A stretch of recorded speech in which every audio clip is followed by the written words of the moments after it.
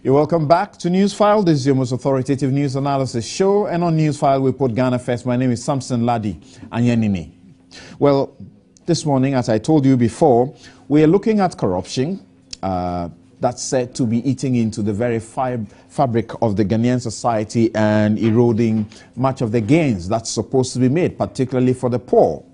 So we'll talk about that. You must have heard about NACAP. National, is it Anti-Corruption Action Plan. What is it? How exactly is it being used to effectively deal with the canker of corruption in Ghana?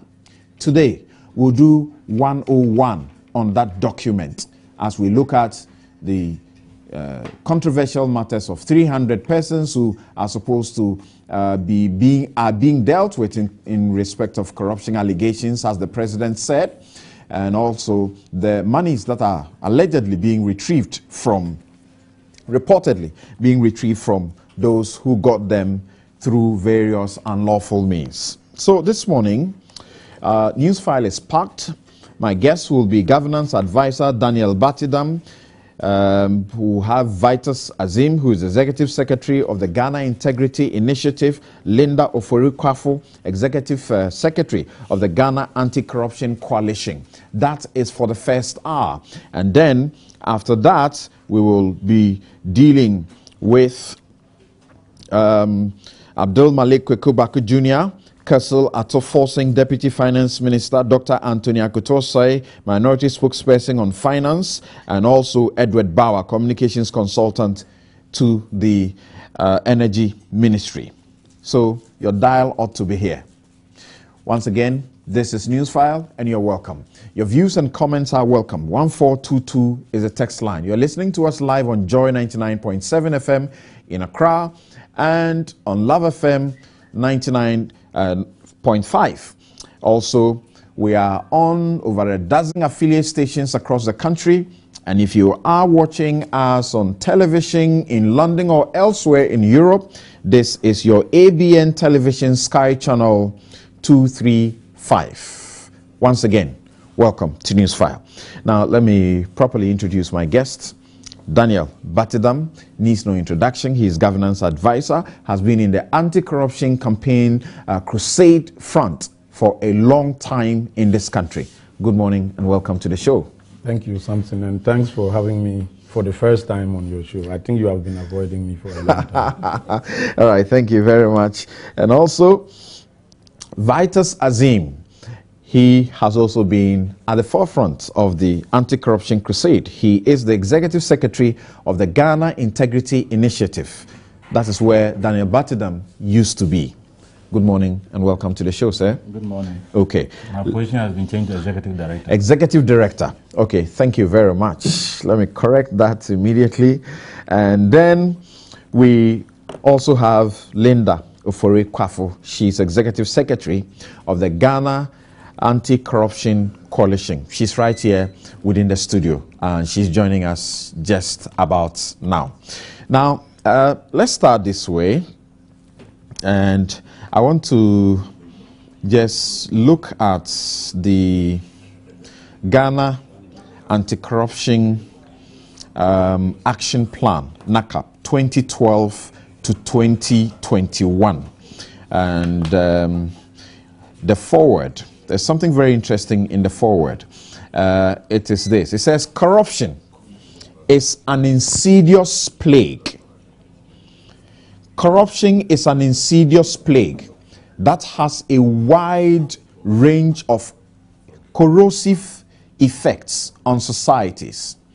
It undermines democracy and the rule of law. It undermines this very system that we are enjoying. That's serious. Leads to violations of human rights, distorts markets, erodes the quality of life, and allows organized crime. The things corruption can do, I'm getting frightened as I read. It allows organized crime, terrorism, and other threats to human security to flourish. It hampers efforts to alleviate poverty, undermines political stability and economic growth, and diminishes the country's attractiveness for investment. And this is what Richard A. Kwasin of the National Working Group, and you know him, of the Shraj, the foreword he gave. I want to start with you, Vitus.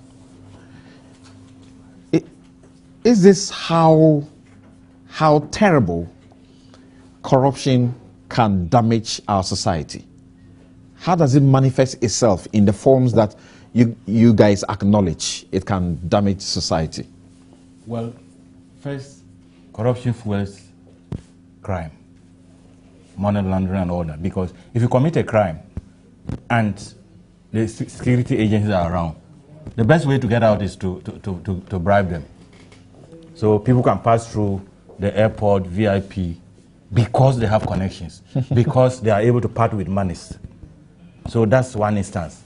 Then when you're talking about, it discourages foreign investors from coming into the country. Because I don't want to come and go through a process that can take me 1 week in my country to come and go through a process that will take me 6 months to just register my business. And especially if I know that at every stage I have to pay some money. I want to be sure that I can get light, I can get water, I can go through the registration process, I can get good rules for my workers and my staff to carry on their business.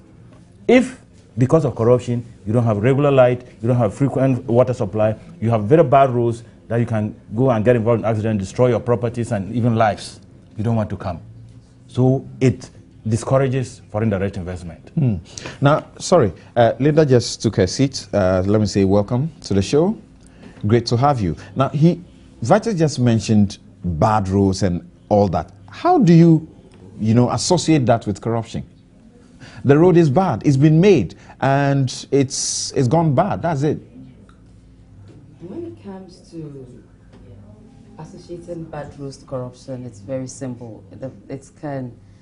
The fact is, if resources that are meant to construct good roads are not used to the full, and then some of the resources find its way illegally into the pockets of people, then we will not be able to get the right kind of materials to construct the roads. So over the period, it just gets bad. And not because the roads were not constructed. The roads were constructed all right, but then the resources, the materials used might not have been good enough. It can also mean that citizens that are supposed to be beneficiaries of these good roads did not monitor or participate, because in the past it's shown that people have not shown much concern about developments in their communities. They've not shown concern about how corruption impacts on development, because they don't see the need, because they can't link the two. So when you are doing any anti-corruption program, there will be the need to do massive education on how corruption impacts negatively on some of these developments. Interesting and frightening. Now, Daniel Batadom, you advised the president on these matters. Are you the one who wrote for him to say that corruption is mass murder? That's interesting. Thanks. I think that you know that the president knows enough. He has enough experience. He has been in public life for a long time, and so he would normally say what he himself believes and would like to say. But I guess your question actually is whether that is the case. In fact, what you read in your introduction shows that that is the case, that corruption can amount to mass murder. And the example you gave about construction is a typical one, because if due to corruption, a contractor who should have constructed a road with certain materials, quality of materials, so that the road would be able to last for a certain period of time, which is an important thing that when we talk about these issues like construction, we need to know these things, that it is not just a matter of, for instance, constructing a road, but as part of the agreement and understanding, you have to construct the road to be able to last a certain length of or period of time.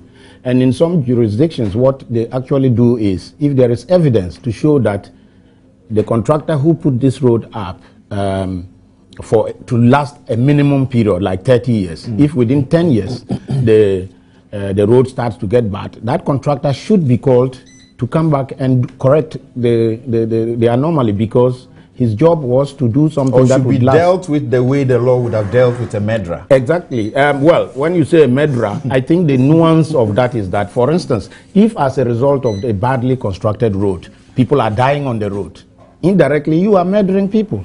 If you construct a road that creates more accidents than it brings people to their destinations, it amounts to some form of mass murder. And the more you have of such roads, the more murderous the enterprise becomes. So I think this is the context. But I like the more broader issues you raised. And it has to do with the different areas. Construction or, road construction, buildings post in my village that cannot be built simply because someone is pocketing the money, or they are doing stuff, building money that could build about 3 classroom blocks, reduced to building simply only 1. Yeah, and you are right. Apart from that, which is a serious and important issue, there is also the other consequences of not doing the right thing. Because given the effects you have outlined about what corruption can do to society, it even affects things like our confidence in public institutions, our confidence in our leaders.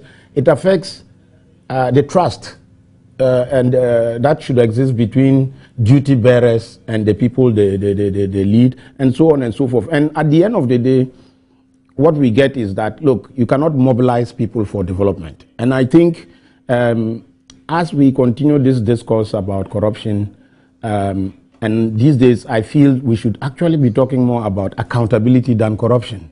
Because, you see, as long as we are talking about corruption, people are thinking about you and me, who is corrupt. But I think when we broaden it to look at more accountability, that the person who constructed the road and did not do it properly must be held accountable. That broadens people's way of looking at the whole subject of corruption. Let's do it this way, and I want us to briefly take our listeners and my audience through what the National Action Plan is and was meant to achieve. Then we'll ask ourselves the questions. 2 years on, what can we boast of as far as the National Action Plan in regard to corruption, is concerned? So tell us. This is the very reason that plan was developed, right? Yes. Okay. And what exactly does it seek to do? Well, let me first make a correction about the fact that it is 2 years old, because actually the plan is yet to be unveiled in terms of the implementation. And you would recall that on Monday, the 8th of December, His Excellency the President officially launched the implementation of the NACAP. The reason why there is this difference in what you've said and what I'm saying is that although the document was developed and completed by 2012 when it was meant to begin, for various reasons, including the fact that it was determined that this document will require a parliamentary approval. Not that it is supposed to be made into a law, but that at least, because it's a national document that would need the buy-in of all stakeholders. It was necessary, the working group thought it was necessary to have Parliament adopt it. Unfortunately, due to issues or whatever happened between 2012, which was an election year, and 2014, we were not able to get Parliament to sit and discuss or also approve this. It was only on 3rd of July this year that Parliament managed to approve the document. So it was also the reason why we could not do anything until now. So if you look at the plan as it is now, you will see National Anti-Corruption Action Plan 2015 to 2024. Okay. So that is what the plan is. But let me throw a bit more light, and I'm sure my two colleagues would add to it, because we were all part of the working group that developed this NACAP. And I think fundamentally NACAP was developed to address the problem of corruption in our country in a more strategic and coordinated manner. I want to underline these two because for a long time as a country, we would all agree that we have been fighting corruption in a very ad hoc manner. One government comes and says, well, there was a lot of corruption in the previous regime, and so we are going to deal with that. And they focus on dealing with the corruption of the past. what this NACAP, the new strategy, is saying that, look, if we want to continue addressing corruption from a curative point of view, that means after the fact, we may continue doing that. We may even be able to prosecute people and jail people. But look, where are we going with that?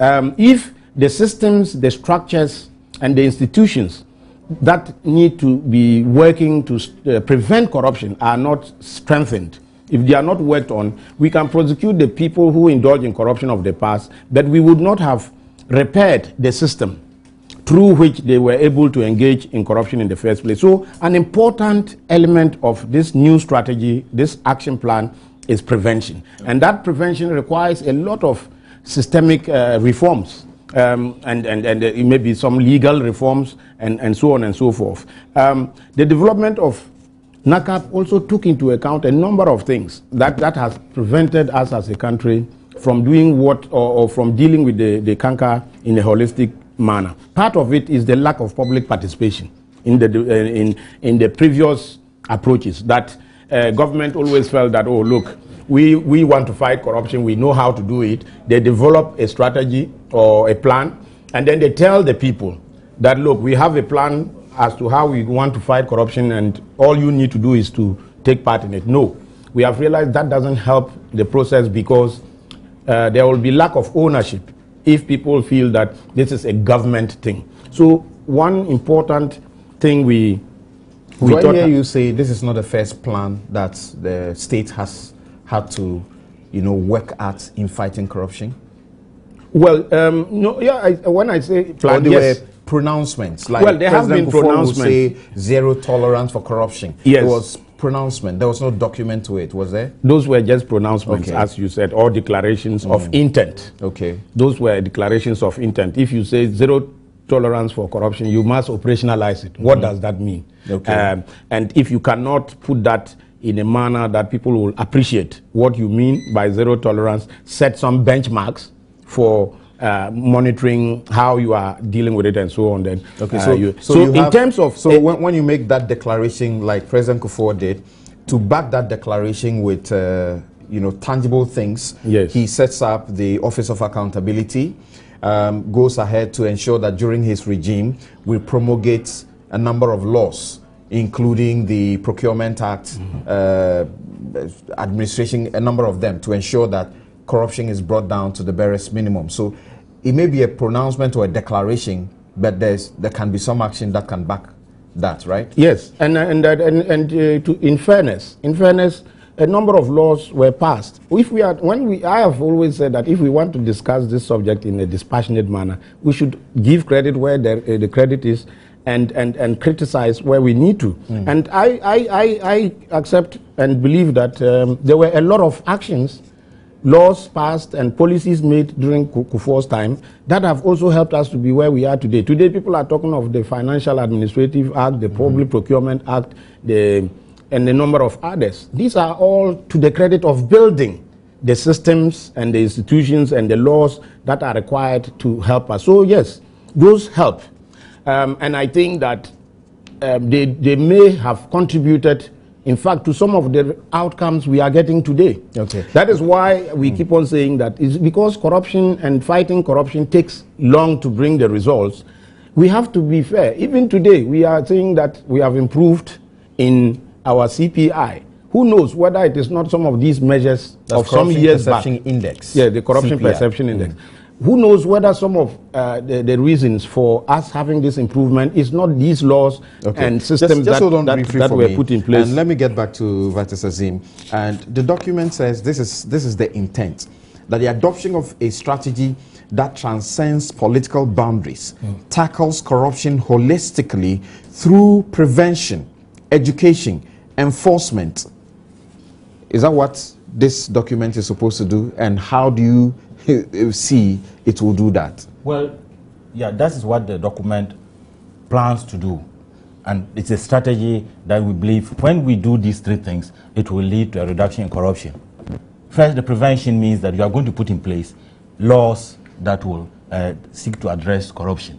And when I'm saying laws, not that we don't have laws, but some laws have weaknesses. For example, the Asset Declaration Law does not allow and the declaration to be made public. Even the Auditor General, who is the custodian of these declarations, cannot open to verify.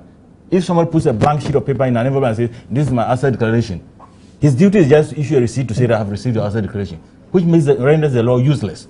So you need to improve upon that law.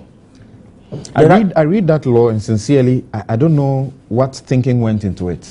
Because it doesn't make sense. Absolutely nonsense. It's a waste of public resources, a time of parliament to do that. Declare your assets. And you yourself, privately, put it in a piece of envelope. Give it to somebody to keep. That person cannot open it. And it's never opened, really. It even contravenes the Constitution because it says within 6 months. But the Constitution says upon assumption of duty.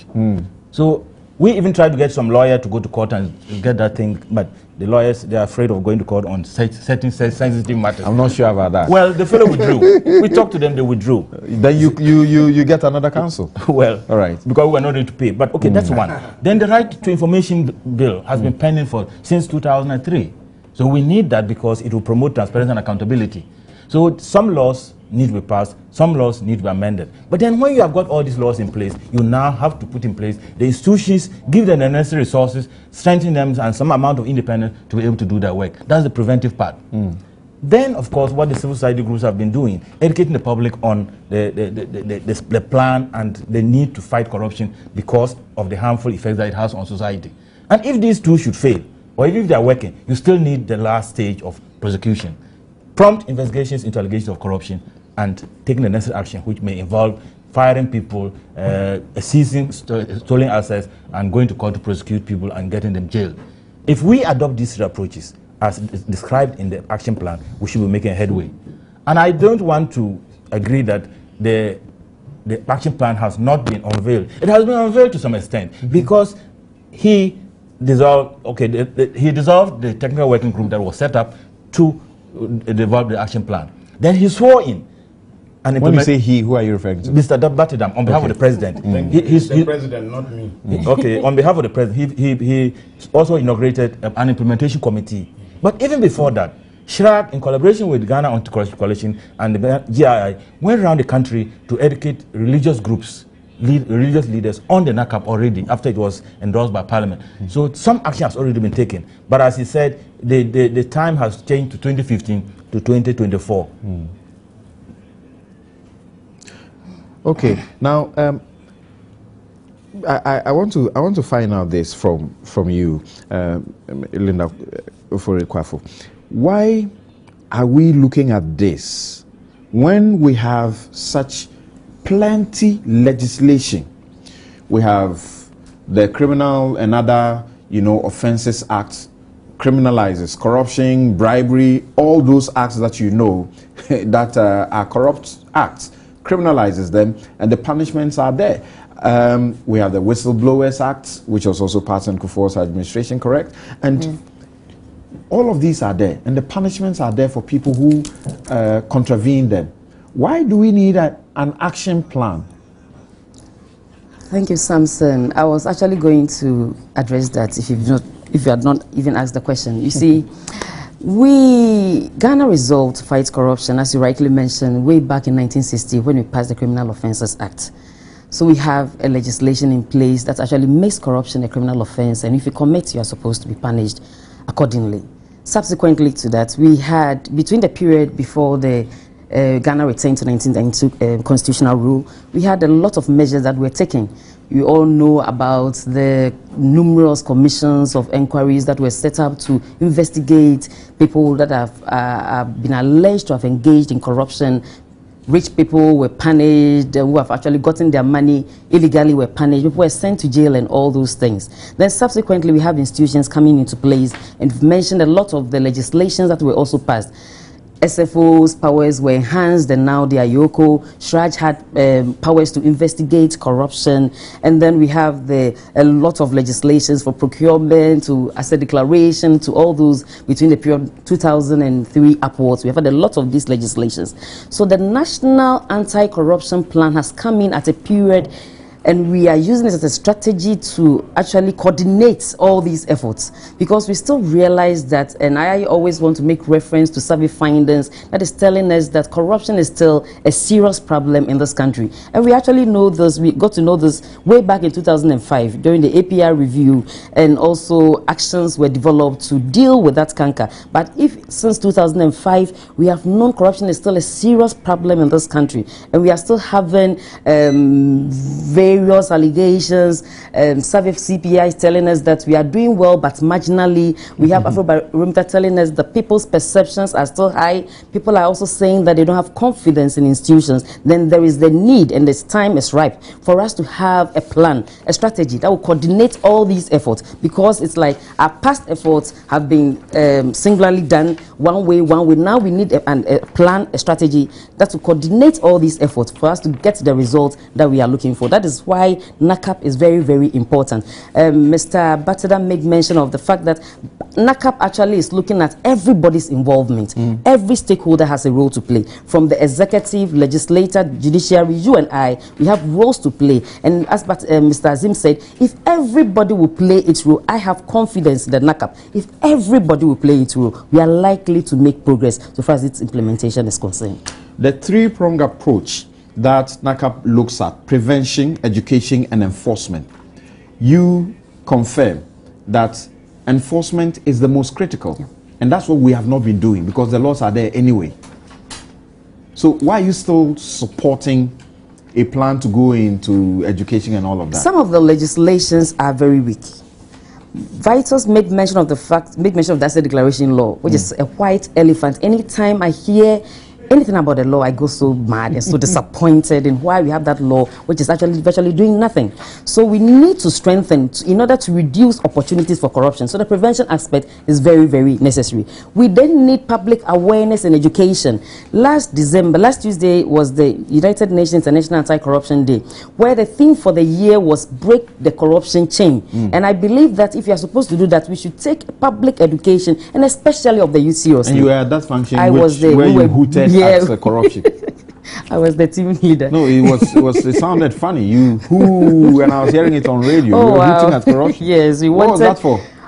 Oh, to actually create the awareness that people, the impunity of corruption is not going to be tolerated anymore. People are actually angry at corruption because of its negative impact, and there is a time for us to break that chain. And that is why we focused on the youth. We think that if people are interested in breaking the corruption chain, then there should be more investment in youth activities, because I think donors are not interested in that. And I believe that we can be able to, if we break the chain, educate them, let them see the ills of corruption and the damage it does to our society, then we'll be able to move on from there. Then it comes to the issue of investigation and enforcement. If you look at the Singapore plan, they also have a three-pronged approach. Just that I think I don't see education in theirs. Theirs is more about legislation, about enforcement, and about something. The three, I've forgotten the last bit. But we are looking at prevention, education, and enforcement. So investigation and enforcement is very critical, and we cannot really focus on that one without concentrating on prevention and education, because we still need to do some work there. I see.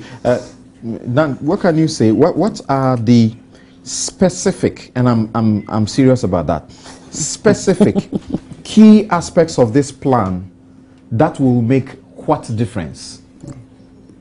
Well, I think, as Linda rightly put it, the specific, what is unique about this plan is that it's not a plan that has been developed by somebody and presented. It is a plan that has come out of broad consultations with various stakeholders. And these are some of the stakeholders: the executive, public sector institutions, parliament, the judiciary, the private sector, traditional authorities and religious bodies, political parties, citizens, anti-corruption and law enforcement agencies, independent governance institutions, National Development Planning Commission. That is important, because for once we are beginning to look also at corruption as a developmental issue. It's not just about good and bad people. It's also about development and so on. Development partners, even those who, and the mission of the plan states, and I quote, to create a sustainable democratic society founded on good governance and instilled with high ethics and integrity. Beyond that, you say you want specifics. There are 4 specific objectives of this NACAP. One is to build public capacity to condemn and fight corruption. And I must say that we are already seeing a bit of that. What don't we see these days on the streets and in different fora where people are saying, look, this is not acceptable. We are not going to allow our society and our leaders to continue going on this path. I think people do these things voluntarily. It is not because anybody is building their capacity. Occupy Ghana. There's nobody telling them to. Yes, but those are Ghanaians. Those are Ghanaians doing this. Yes, but it's your and job. They have you a say, right. You say that according to the plan, you are supposed to build capacity. Yes, one of the, before this plan was developed, we did a lot of gap analysis. We tried to look at all the previous actions, programs, and activities around tackling this issue and realized that part of the deficit was in public awareness. In fact, some of the studies that have been conducted by GII and other institutions showed that people sometimes don't even know that their own actions are contributing to so building public capacity is an important thing. Maybe in the past we did not give so much to it because people just are interested in who has done wrong and who is being prosecuted. And as for those who are still doing the wrong and are yet to be either caught or prosecuted, they don't. A second clear strategic objective. Before we get to the second, specifically, what are you doing in respect of building public capacity? Well, that is outlined in the program of action. Right. One important aspect of this plan is that it also has a program where it says, well, in line with this, that is why I wanted to give you the strategic objective. In line with this objective, this institution, like National Commission for Civic Education, will, in the next 2 years, engage citizenry on this, that. Okay, that's interesting. Go to the next point then. Well, so then other stakeholders. The second strategic objective is to institutionalize efficiency, accountability, and transparency in the public, private, and non-profit sectors. And I think this is important because if corruption is institutionalized, then the fight against it must also be institutionalized. And I think, on a more general note, this plan is necessary because those who engage in corruption, they are very strategic. They have plans. So if you don't plan and you want to deal with them, you will be found wanting. Because so again, how? I'm interested in the how. How are you going to do the institutionalization? Say, I know of, say, the UK and elsewhere, they have, say, anti-bribery laws. Yes. So if you're a company and you are engaged in any acts of bribes, you are going to be blacklisted. You will not get any jobs. What are you doing? So if we talk about, for instance, institutionalizing efficiency, I think it is important that, for instance, public servants, public officials are giving some benchmarks to perform. Because there are a lot of people in Ghana who just go to the office and go back home and do nothing. And this is unproductive. If we are paying people for doing nothing, it is a cost to the nation. Okay. And I think that when we talk about efficiency, accountability, and all that, these are some of the measures we must develop. We must have a code of conduct for everybody so that people don't behave the way they want in public offices. So this is one other important approach. The third is to engage individuals, the media, and civil society organizations to report and combat corruption. When we talk about having a high tolerance for corruption, it is partly because we are reaching a point where everybody say, oh, but it's normal. In fact, I'm sure my colleagues will tell you that fighting corruption is a very lonely life. Because sometimes the issues we are raising, people are saying, what are you talking about? But that is normal. In fact, one of the things that I personally think we are not doing to even encourage people who are fighting corruption is that, you go back home as a public official after years of working and retiring and go back to your village without a big car and a big house waiting for you. People will insult you. You are a fool. How could you have risen to such a position and you don't even have anything to show? How is he supposed to get those things to show? So we need to engage the people. We need to engage the media. And the very final strategy. And the final is to conduct effective investigations and prosecution of corrupt conduct. Unfortunately, this is what everybody has been focusing on. If you took these 4 strategic objectives, you would realize that if we were to fulfill the first 3 to a large extent, to build public capacity, institutionalize efficiency, engage people, and make it an all of us project, we might not even have so many cases to investigate and deal with. Mr. Azim, do you find that the executive is implementing portions of this? He speaks about institutionalizing the fight and the need to have code of conduct. At least we know that this president has promulgated a code of conduct for himself and his officers. Is that what it is? Well, I would say it's partially what it is. Yes, he has come out with a code and inaugurated it. Parliament too has just come out with a code. Various institutions have their codes of conduct, but the issue with these codes of conduct is they're not being enforced. It is not enough to have a document called a code of conduct. Maybe because some donor is pushing you that you must have a code of conduct. You must be seen to be implementing that, enforcing that code of conduct. If somebody goes against it, what happens to the person? How many times do we hear that a minister has been dismissed because of 1, 2, 3? Sometimes it always comes as part of a cabinet reshuffle. So even what has happened, you don't get to know. Recently, 2 DCs were dismissed. We don't know why. They don't tell us. So it may not even be related to the code of conduct. It may just because some party people think that those ministers are not doing what they want them to do. Okay, please restate again. What exactly do you want to see to realize that the code of conduct is effective as far as it relates to the executive? We want to see that if you are a minister or whatever, do something against it. If you contravene the code of conduct, action is taken against you. But even some of the codes do not even specify what action should be taken against you if you contravene some of the provisions of the code of conduct. So we want to see, well, every code of conduct should have a provision for sanctions, and then when you actually contravene, you should be sanctioned. That will show that you're committed to institutionalizing, let's say, the fight against corruption. And let's get specific. And that is not happening. He says this fight is a lonely fight. Tell me, in this government, who are the ministers or government appointees that you think one thing or the other has been brought up against them, which is an act of corruption, and you expected what action and it hasn't happened? Well, I can only give those that are in the public domain. Okay. You just know the SADC case. Certain names were mentioned in the audit report. The CEO was removed, the board was removed, but monies were supposed to be recovered. We haven't seen those monies being recovered. You come to JIDA, certain monies were paid for no work done. The government was very nice and gave them 1 year to pay back. Up to today, we have been told of only one person that has paid 40 million Ghana cedis. Which is only for the first quarter payment. That was done somewhere in July. And we're in December. So what action are you taking against those people?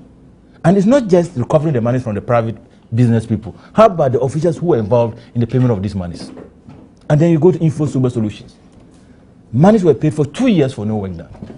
When we said they should investigate, what they did was to set up 2 members of the benefiting groups, GRA and Info Super Solutions. You call it a self-serving committee? Yes. So the outcome was expected. I mean, nobody was expecting anything better than what came out. And up to today, we have not been told that any monies have been recovered. And we expected that the officials, the public officials at Ministry of Finance, at GRA that were involved in those transactions should have been at least sanctioned. We haven't seen that. And you can continue. What's happened with the National Lotteries case, where they arrested some people? We don't know what is happening now. The managing director was moved to this place, to the Ministry of Finance, and we are not hearing anything about it. You can continue counting and counting. And of course, the recent Shirak case. Some action is being taken, but some of us are expecting faster action than this, that at least the commissioner would have either resigned on her own or at least been asked to step aside. I don't want to use the word suspend, but to step aside to enable the investigations to go on very well. We are not seeing it fast enough. So you can continue to count, at least, but these are in the public domain, and so I'll mention that I wouldn't like to mention individual names. Linda, are we getting the impression, are we getting the impression, just note it, I'll get you, are we getting the impression that for as long as what is done does not please the anti-corruption coalition or group, is not enough? because we are told time and again that due process is being followed in some of these issues. So what at all do you want?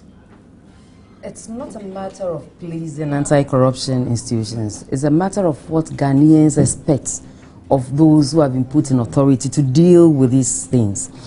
You see, information is not out there. You are telling me last week we got information, for instance, a deputy minister presenting to the public in a side interview, that's what I think it happened, and then he's mentioned 14 billion cedis, 14.5 has been recovered.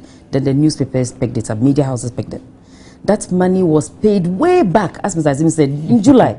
If you present it in December and make it sound as if it is a current information that is coming out, it's a bit misleading, and we are not happy about that.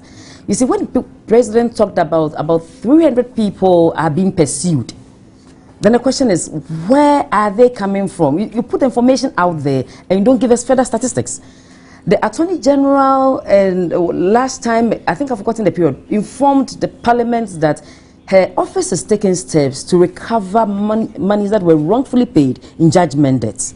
Today is December. We are about going to what? For Christmas, going on break for Christmas.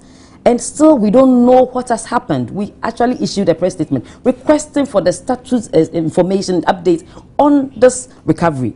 Then we don't get to know. Then the president gets an opportunity to address the whole country at a NACAP conference during the Anti-Corruption Day, and the information that came out was not much enough or detailed enough. Following that, we expect more information. You know, we want to get the information to inform the kind of advocacy or campaigns that we carry out. We can't continue mentioning a plethora of things like Mr. Azim just did, because we don't have the information. If you try to go to the audit service to look for information concerning assets that have been declared, you don't get it. We are being frustrated, not that we don't see or we hear pieces and bits of information, but we want the detailed information to show comment. Let me tell you something. In Singapore, when they also, in 1967 or so, when they actually had independence, they took it upon themselves, they resolved to fight corruption. Today, they are performing very well on the CPI because the measures that they put in place, the three-pronged approach that they adopted, they stayed committed to it. And when I talk about political commitment, I'm not only looking at the presidency, I'm not looking at institutions mandated by states. Like Mr. Azim mentioned, the asset declaration one, the audit service has responsibilities, and we don't know. The law does not say that you should declare your asset, put it in a brown envelope and seal, but yet that is what is happening. But when we ask for information, we want to know the number, percentages, how many people, from political people and also even from people working in the university, the lecturers, and they are all supposed to declare their asset. They are not doing it. Enforcement and all these things are necessary. We are not looking for satisfaction. We want to move this fight forward. That is the only way NACAP will work. If we don't actually demand some of this information, I'm sure we will not be getting anywhere as far as the fight against corruption is concerned. And it's not a personal gain. It's not like wanting to satisfy the anti-corruption. We're not looking to satisfy ourselves. What we are doing, we are talking for the majority of Ghanaians who are not able to speak out there. And you are providing us the platform to lament over what is not happening. So it's not that the aim is to satisfy us. If the Shy Commissioner resigns or is fired, that has not, I don't get any personal satisfaction from it. But I get a satisfaction that the right thing is being done. These are independent institutions that have been set up by government and given that independence to ensure that they work very well. But they mistake it to mean that the independence means that you can also just misuse our resources. The independence is not to interfere with your work. Now, Dan, they are raising very critical issues, and members of the public at least deserve to know the basic facts. The president sometime in 2013 gave very direct orders, instructions, and what did he said? I have ordered, I have instructed, and I have directed, and among other things, he said that I have asked the Ministry of Youth and Sports to suspend with immediate effect all payments under JIDA contracts, except payments of arrears to workers, beneficiaries, up to the end of the year. I have asked the Ministry of Youth and Sports to complete a review of all modules that is in respect of JIDA. He speaks on other things and says that on the status of investigations that's being done by IOCO on SADA, JIDA, and the Ghana Revenue Authority, which issue he raised earlier, I have asked IOCO to make that update known to the public in order for the public to know what action is being taken. He doesn't end there. He says, I have directed the Ministry of Lands and Natural Resources to present a plan within weeks for ensuring transparency under the Accra Redevelopment Policy. And this one was supposed to have been done by the 16th of December 2013. Accra Redevelopment Policy refers to where we have come to know that, you know, government people give lands to themselves, and we're told it was rampant in the Kufuor era. Then he makes orders to the Chief of Staff and also directs the Attorney General to collect all the monies that we know. At least we know of 25 euros, or is it, in respect of yes, 25 million euros in respect of the isophoton matter. Is that it? Yes. And then we also had 325 300. Okay.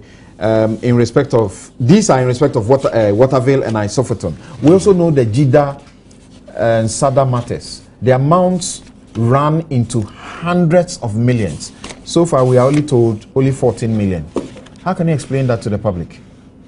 Well, thank you. And maybe before I come to that long list of things, which I believe has been discussed over and over again, I wanted to make two important points in relation to what Vitus said about Shraj especially.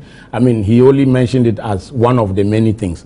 But I think in discussing these issues, we should also be very clear that corruption is a crime. It's a criminal offense. Right. And that we have procedures. And you are a lawyer, I'm sure you can confirm that.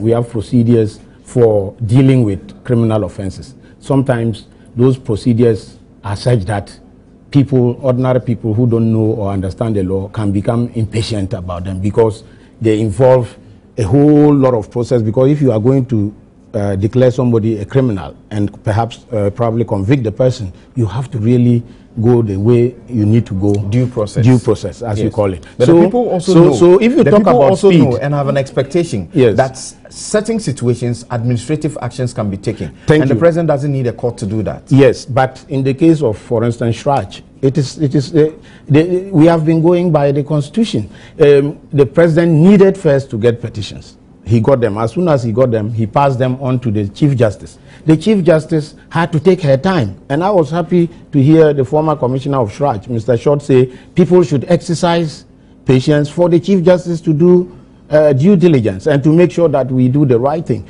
She did that and has moved on to the next step. They've established a prima facie case, and by the instructions of the Constitution, a committee is supposed to be put in place. These are things that can sometimes make people feel impatient, and I can understand people think that government, being the executive or the president, can decide to even prosecute people. He can't.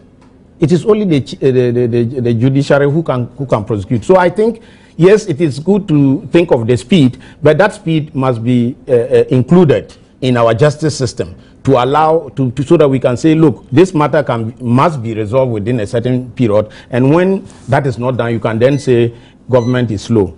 The second, I think, more important thing, which I think will be a basis for us to perhaps have another discourse about this whole issue of corruption, is what you said in respect of the 300 people that the president said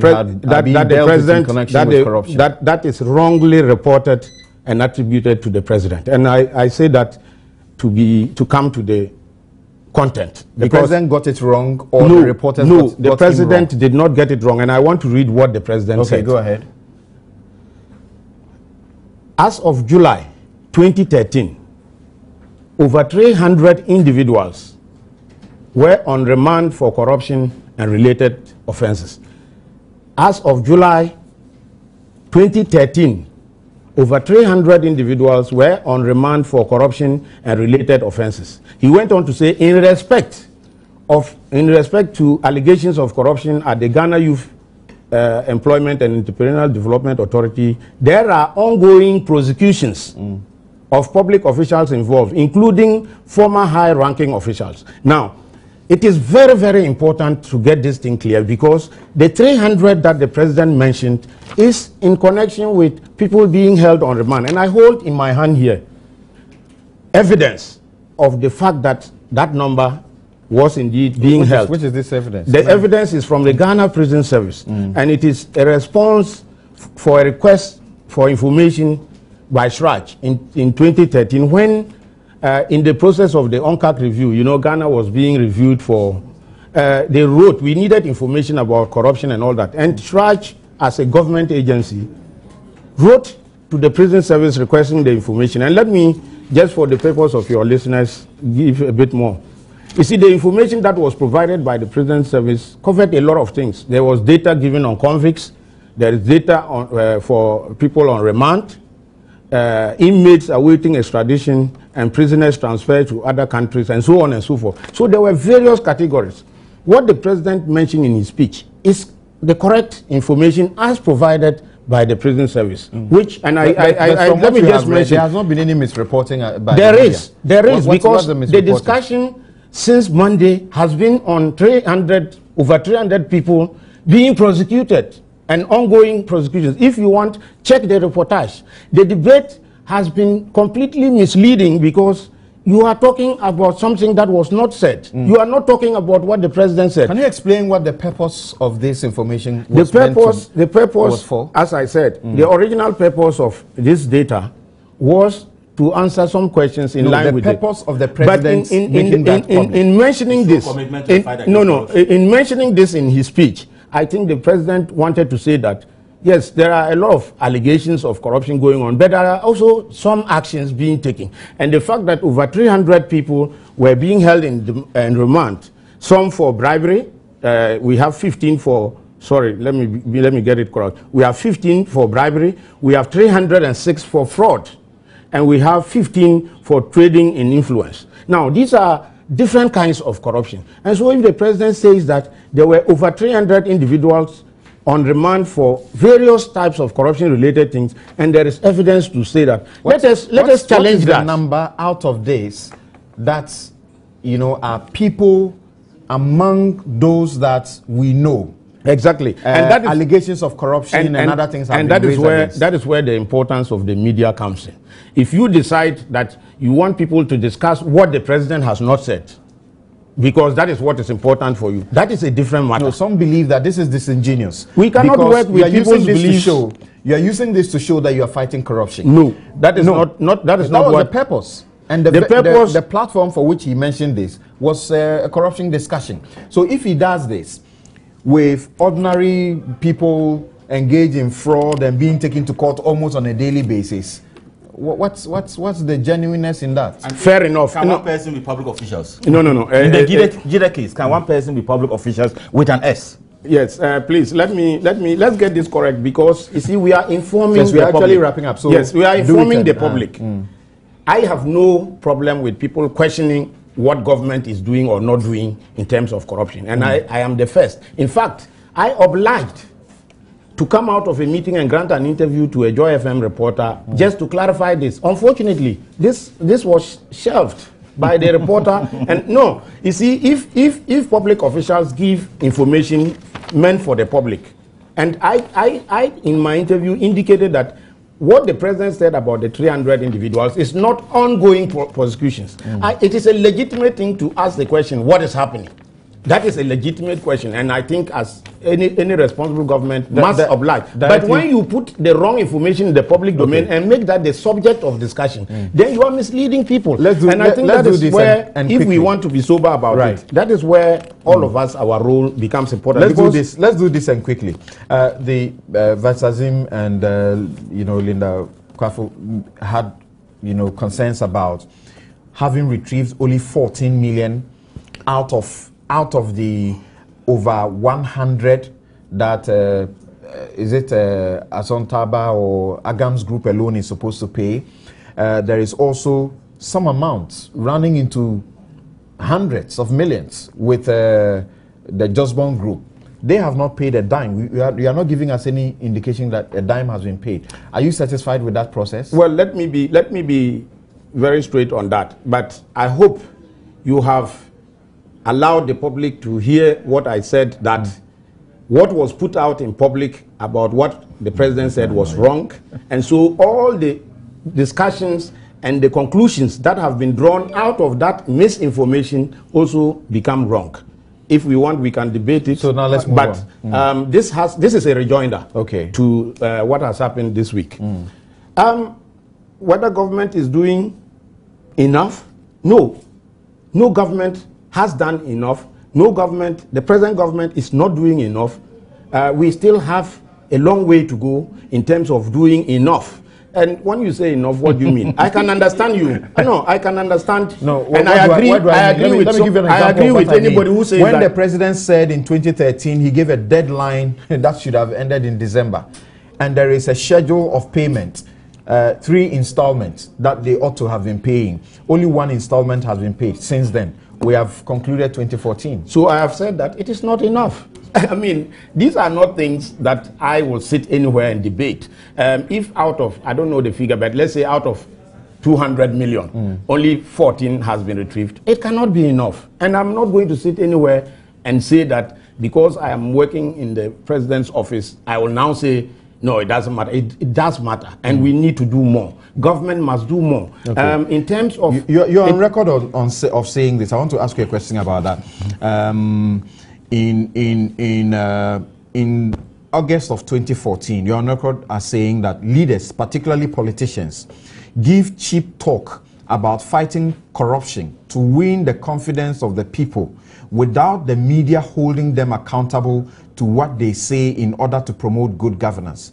Do you stand by this statement? I do. And indeed, if you would play, I would be happy if Joy FM would play the recording of the interview they had with me, because I said matters of principle are matters of principle. It doesn't matter whether I'm working in Ghana Integrity, African Parliamentarians Network, or in government. The matters of principle are matters of principle. And I'm saying that, I don't know where you are picking this from, but I don't even need to remember from anything I have from the said. GNA. Yes, and I'm saying that anybody can quote me anytime, and I will defend myself. And I'm not saying, I don't want to personalize this, because it's not about whether I speak the truth or not. I think that some of the things that have gone out have been very consoling for me, because I hear people saying that he has been an anti-corruption campaigner for 15 years or a long time, and now he has decided to become corrupt. Yeah, some say you have lost it completely. Yeah, and they say I've abandoned my anti-corruption principles. Well, I think it is not fair for any of us to be judging ourselves. Especially because you're saying they should not be asking the president to provide details on the 300 people. No, again, I did not say that. What I said to the journalists is that if you had reported what the president said, there will be no need for people to be making the request they are making. Okay. And I am sure my good friend Vitus here will agree with me that if they had put out the information as was said by he would not ask the question he asked, because it doesn't come in. It has no place. The president didn't say that there are over 300 people being prosecuted. He didn't. So I think I want to emphasize this point, because and I, as a media person, want to appeal to you and other journalists, because I think the role of the media may even be more important than any government or politician in this whole fight. And also, in just 30 seconds, tell us, what should we look forward to as regards the effort to retrieve all the monies that's run into millions, that some say if we were able to retrieve all of these, we will not need the IMF, perhaps? I would like to hope, like any other Ghanaian, that within the context of the law and due process, these monies are retrieved as early as possible. And when I say as early as possible, I mean as soon as the due process can take its full course. Okay. And this is not something the president, myself, or you, or anybody can determine. Thank you very much. What would you say? What are you looking forward to going into the next year as far as all of these corruption issues are concerned? Well, 2 things. For the ordinary citizen, resist, condemn, and report corruption. Resist, condemn, and report corruption. And for the public officials, investigate promptly and sanction where criminality is established. Okay. Yes, for me, I would want to actually encourage the executive and to invest resources into the implementation of the NACAP. We have actually integrated NACAP into the work of the MDAs and MMDAs. statistics show that the MDAs, MNDAs do not get resources on time to do their work. So if you are saying that we don't need separate budget to implement NACAP, then if you don't give them money to do their normal work, they will not be able to implement the measures or the roles given them under NACAP. Thank you very much indeed. Governance Advisor, Daniel Batidam, he advises the President. You were the first to speak. Executive Secretary of the Ghana Integrity Initiative, Vitus Azim. Linda Ofori-Kwafo is the Executive Secretary of the Ghana Anti-Corruption Coalition. They take leave of us now, and then we are joined by Dr. Antonia Kotose, Abdul Malik Kokubako Jr. We're also joined by Kessel Atto Forsing, Deputy Finance Minister, and Edward Bauer of the Energy Ministry, to discuss the other matters that are coming up. Some of the text messages that you have been sending in, let me share them with you. Sofo Yamusa in Kumbungu says, Ghana's problem is that most people view corruption as associated with politicians. Hence, whenever corruption is mentioned, we think it is the politician who has the solution. We must all stand up against and fight corruption. Simon in Walwali says, one doesn't need an Afrobarometer survey to come to the conclusion that corruption has engulfed Ghana under the watch of this government. Musa Abator in Kumasi says, in terms of fighting corruption, the current administration stands tall. For the first time in the political history of Ghana, a sitting president is prosecuting his own government officials and some party faithful. Fredia Ajiman, KBK, German South District, says President Mugabe's mockery of Ghana's SAR development is correct in the face of abundant human and natural resources in the country, made nonsense by corrupt leadership. Frederick Adimazoya says we need to tackle corruption by advocating for transparency, accountability, and active participation in development. Thank you all. We'll be right back after this break.